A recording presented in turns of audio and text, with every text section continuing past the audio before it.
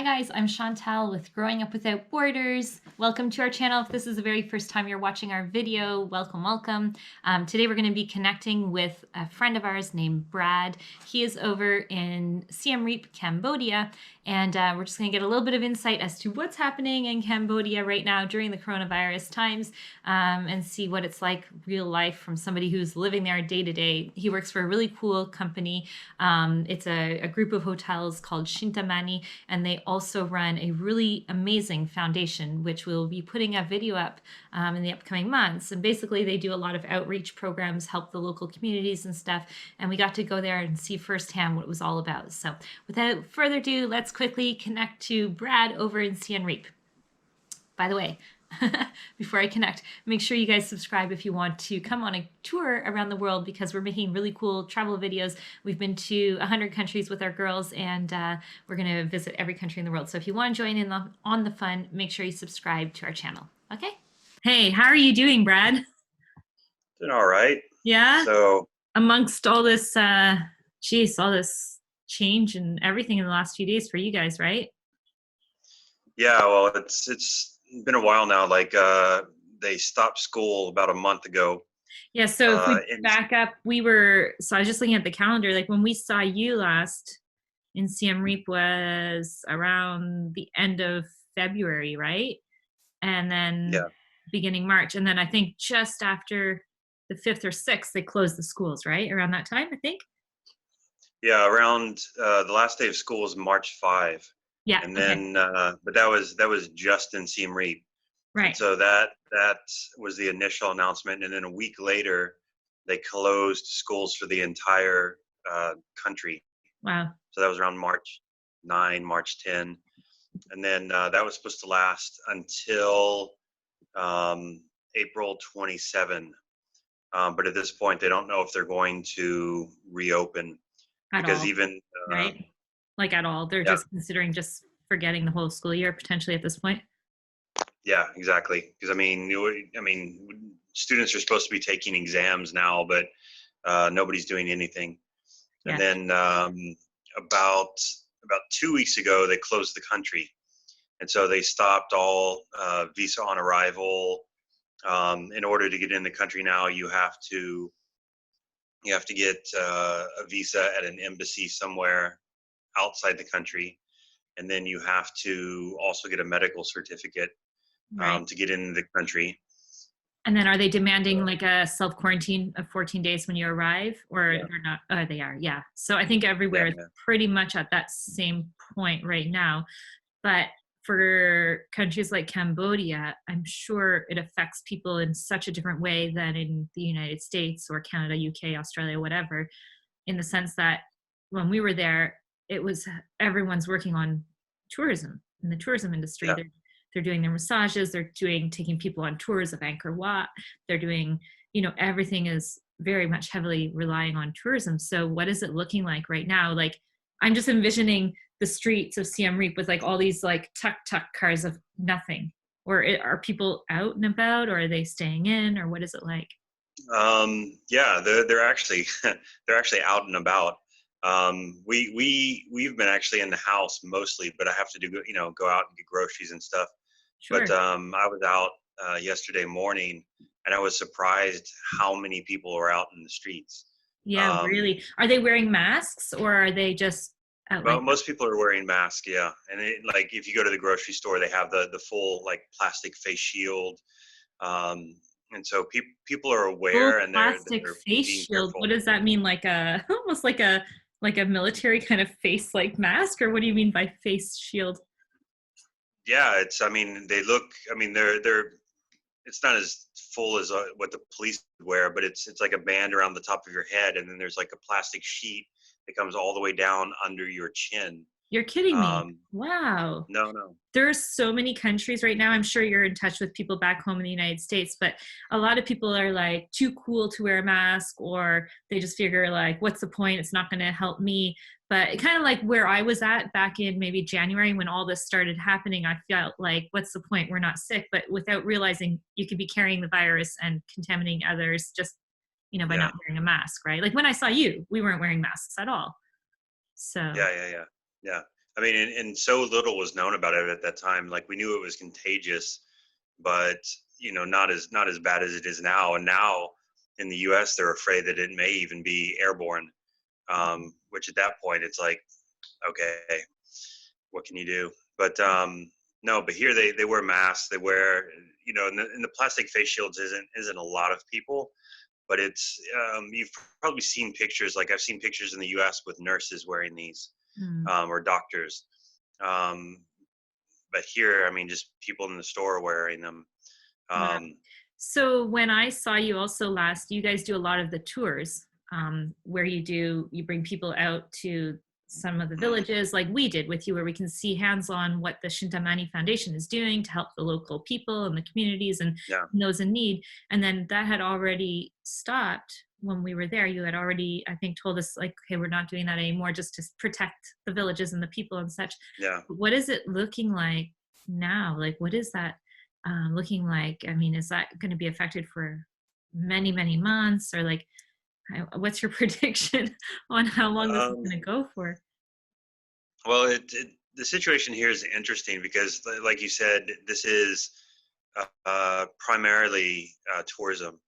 And so at this point, with virtually no tourists coming in the country, um, you've got hotels closed down. I think the list now is somewhere around 50 hotels have closed, Mhm. and not small ones either. I mean, you're talking some of these with hundreds of rooms that have closed. Restaurants. A lot of the restaurants are down. Um, like you said, the massage parlors, the spas, the Everything, like yeah. and everything is and closed down. are they going to be able to survive? Because a lot of the people that are working, like some of the people we met, for example, they were literally living day to day and taking that money and helping some of their parents and stuff. So what is that going to look like for them if they don't have any type of reserves or any kind of things in place in a month from now, let's say? It's Yeah. going to be, it's kind of Could be scary. quite bad. Like there are people who are already suffering a lot worse because of the economy than any disease. I mean, right now there's only about 110 recorded cases in Cambodia, and 50 of those have already recovered. Um, Testing could be more widely done, but it's just hard here because it's so unavailable. But um, The number of tests are unavailable. There's not enough tests available, or there's not enough. mm, So there's essentially, I mean, you can get some tests done, and I think they've had test kits from China delivered, but they're still not widely testing. Like you have to have pretty good symptoms before they will test you because they don't have enough kits. It's not like the U.S. where they can do 1 million people. Um, but there's also just not a run on the hospital systems right now. There are people who go in, but in general, the hospitals here haven't been overrun as yet. wow. Um, Do you think that's going to and change soon? uh, we'll see. Like it could change. Um, so there's things that are going on. So like you said, because of the economic thing and because of people not being able to have money because they're just poor. There's also been a sort of a return exodus from Thailand with the migrant workers because a lot of Cambodians work in Thailand, but Wow. Thailand's actually much much worse than it is here. They have thousands of cases, and it's getting quite bad in Thailand. But So a lot of those migrant workers have returned because they were originally told to go home because Thailand's essentially closed a lot of their borders as well. You can get in, but it's very difficult to get in. And then now that the migrant workers have come back, I think just yesterday or the day before, there were protests. They were protesting along the border of Thailand, trying to get back into Thailand so they could go back to work because they don't have money, and they're afraid of starving if they don't start earning money. Exactly. Um, So I so had they're a conversation yesterday about the amount of deaths that'll happen because of the shutdown economies, and in certain countries like Cambodia. like India, maybe Sri Lanka, different countries that have a population that certain people rely on that day-to-day income that comes in from their jobs. And in a lot of cases, other countries would be the same thing without a stimulus package in place for their people. But I don't know, does Cambodia have anything like that to help the people? And is it realistically going to happen? Or how would that, because there's going to be a lot of people who just won't, period, be able to eat, right? Yeah. And and the thing is here, it's not like the two biggest economies are tourism, which is, Siem Reap is everything. But in the country in general, the other economy is manufacturing. Mm-hmm. And it's clothes, it's shoes, it's things like this. And when this first began, a lot of those manufacturing jobs were in trouble because all of those raw materials come from China. And so if you don't have cloth, if you don't have all these things that you need, you can't make anything.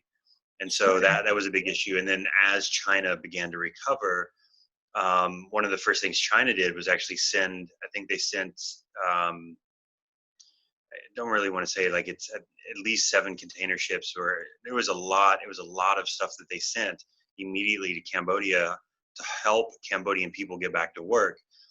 But then the second problem hit is now that even though they had the materials, because the coronavirus hit the West, hit Europe and the US and a lot of these other countries, now nobody's buying anything. And so at the beginning, it was the supply market that was the issue, but now it's the sales markets that's the issue. And so even if they were making stuff, they can't sell it on. And they can't get it out. Yeah. Wow. So the economy here is, it's just wrecked. And I know the government has announced a stimulus package for different organizations like hotels. They want to try to protect the tour industry. They want to try to protect the tour operators that work within Angkor Wat Park. Mm-hmm. They're trying to protect, and then also they want to protect the manufacturing people, but whether they will be able to do it or not, there are questions out there whether the stimulus package and how one, is it big enough, but then 2, how will the government do it? We're not like the US where people have bank accounts and they can direct deposit and route it through different ways. A lot of the work here is informal. Mm-hmm. And so how do you get money to these people? So it's a whole different problem in itself is the distribution of that stimulus package. And does it, in your opinion, does the country of Cambodia, could it essentially be a different whole system in general if it had a different government system in place, like, or is it, is their economy strong enough to support the people, or is it really not? Like, during problem with distribution of wealth, normal times, or in general. But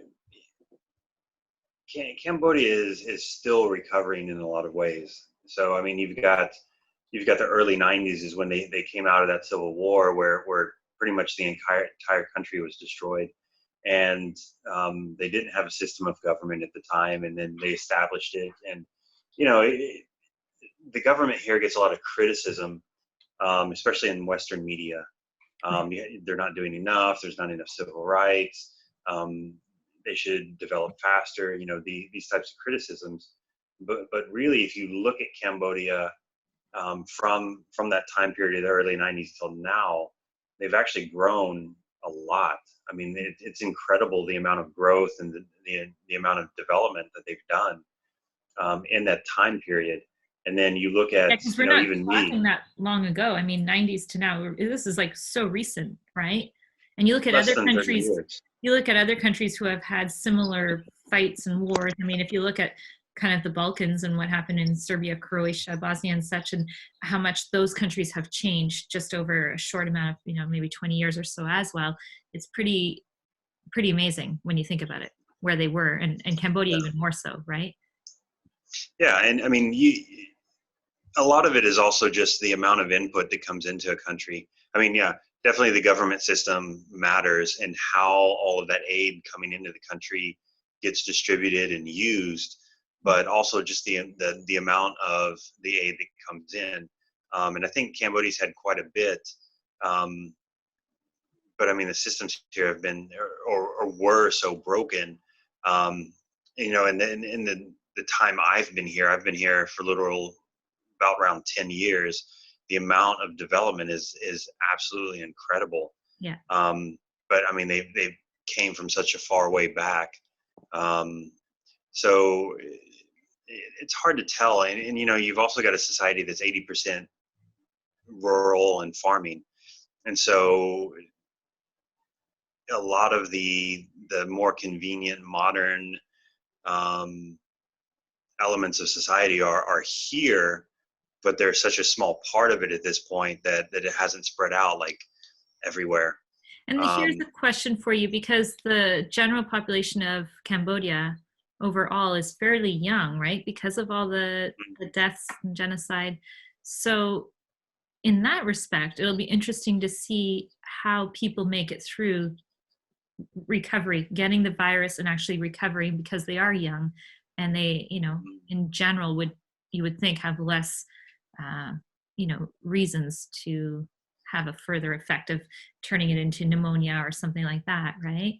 That'll be interesting to see. I was going to ask you though, what is the overall kind of atmosphere? Is there hope, or are people kind of doom and gloom, or are they still, is the communities coming together and really kind of pulling together and like, we're going to get through this? Or what is the overall kind of emotional state? In general, the people I'm in contact with, most of the people have kind of hunkered down. They've just gone home. Food is still very available here. Like I think the fact that it's a farming country is actually a blessing. So we haven't had any runs on grocery stores, or we haven't had any of the supplies run out. That's good. And you look at the average meal. I mean, a lot of the locals that we were talking to, like, it sounds crazy, but they're like, yeah, we've only had pizza twice in our life. And we're like, oh my gosh, we have pizza every Friday night. That's our, Friday night that we make pizza at home or whatever. And they very much will eat, rice for breakfast, lunch, dinner, and that's okay. And there's an amount of rice available. What were you saying? I think you were the one maybe who told me how much a kilo of rice is. Do you remember? Oh yeah. Like, I mean, prices have gone up a slight bit. And they've actually banned the export of rice because they're planning on this perhaps lasting longer. But I think a kilo of rice it's very, like, it depends what you're talking about. Like, you're talking about farmer's price. When a farmer sells on his rice to a middleman, he gets maybe 10 cents for a kilo. But a kilo, I think in general at the market's about 25 cents, something like that. It's very cheap. Mm-hmm. I mean, people can live off that, is what I'm trying to say. I mean, horribly, like, not very nutritious, and you need other things, but I'm saying is like, there is food. It's not like, and people aren't used to maybe the same diets as other people, so they can get by on the noodles and what they have for breakfast, lunch, dinner, and so on and so forth, right? Yeah. And Cambodians in general, like, they prefer Cambodian food. Mm-hmm. Like, at times when I try to take friends out, I'm like, oh, do you guys want to go to a Western place? I'll treat you. We'll go to pizza. We'll go. Yeah. No. They're like, no, it's okay. We'll go down the street. Yeah. They just prefer Cambodian food generally. Sure. I mean, it's what you were brought up with, and it's what you're used to. It'd be like us saying, okay, now you're going to eat this, and we're used to that, right? So it's just, yeah.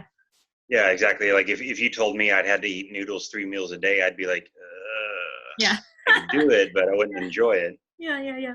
Oh my gosh. Okay, so what is your thoughts on how long this might last for? Is there any, talk from officials and such about how long this might go on in the country of Cambodia? Or are they going to, shut everything down for quite some time? Or are they, what's the thoughts on that? Well, this week they were supposed to pass a state of emergency law. Because they were concerned about, the government wants to control everything in case things get bad. So they want to be able to tell people what to do and how to do it. And they want to limit people if need be. Okay. But I think they've backed off on that. Like, it just kind of disappeared. Wow. So it doesn't seem as though they're concerned about it being very bad. But I think the two factors that will determine how long it goes on here is one, the economic situation, because they really do need to get back to work. Yeah. And then two, I think China is going to have a lot to do with how things go here, Mm. because In the sense of China's aid? Do you mean in aid, or how do you mean?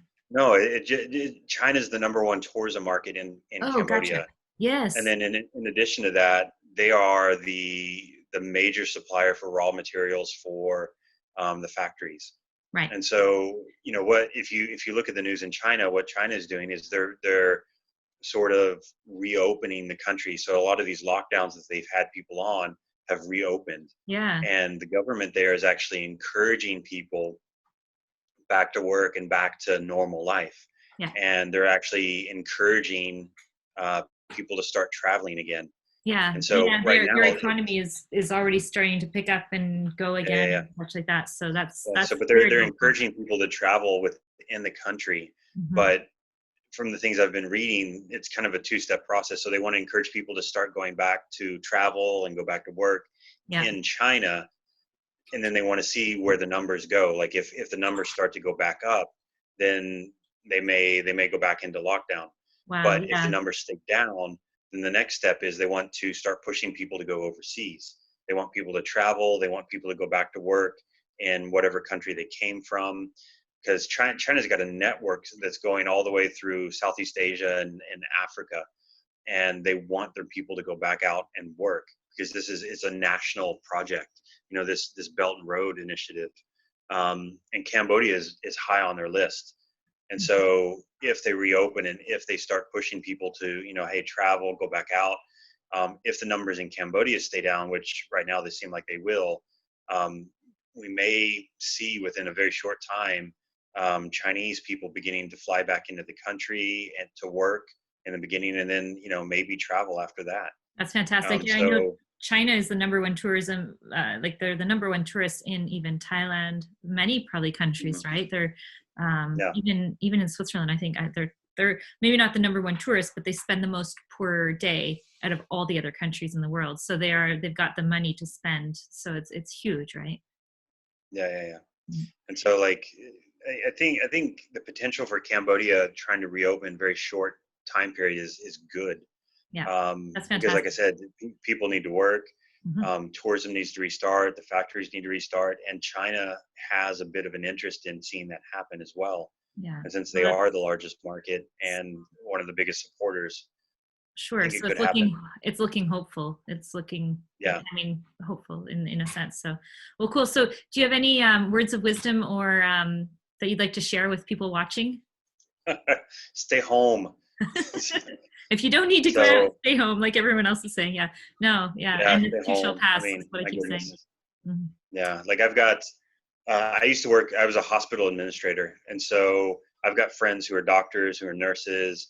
And a lot of the systems in a lot of countries are just overloaded. And we've got to stay home. Like even if you're not at risk, like relatively young, healthy, all these things, you may be a carrier and you may have it and not even know. Yeah. Um, don't don't get into the situation where you bring it home and you give it to your family or you give it to your kids or your elderly parents. Just stay home. Just watch Netflix, watch Disney Plus, play video games, do whatever you got to do, but just Take hang advantage of out. this time in life where you can actually be home, right? Yeah, that's what my family's doing. We're just hanging out. We do a little schoolwork. We watch movies. We play games. I think I've done more art this past week than I've done my entire life. That's So great. just stay home, enjoy it. Yeah, no, that's great. Thank you so much for taking the time with us today to be able to share a little bit of insight as to what's happening over there in Cambodia. Really appreciate it. No worries. It's Yeah. awesome. Thanks for the call. Okay. Thanks, Brad. We'll All talk to right. you soon. Cheers.